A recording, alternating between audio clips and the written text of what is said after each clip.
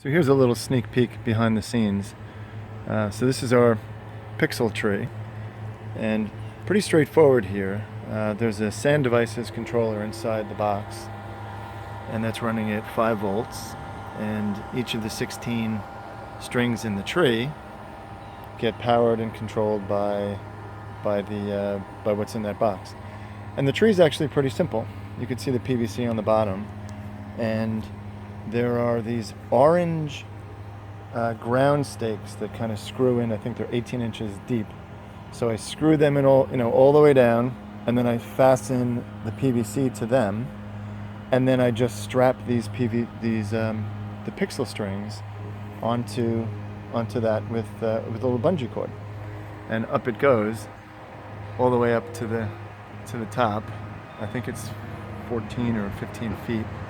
And then the pole just sits down. I've seen a lot of contraptions for the base of the pole, but there's so much weight down there, I don't worry about that moving. I just made a little piece of wood that it sits in, and just bored out a little bit of a hole, and it's not going anywhere.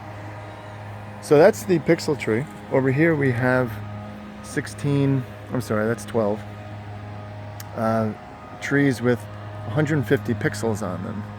And these are a little bit different in that they're longer strings and they require extra power. So if you notice on the bottom, where the power and the signal goes into the bottom, and then 2/3 of the way up, I have more power being injected. Otherwise, the ends of these strings won't be the same colors. They just need a lot of power to work.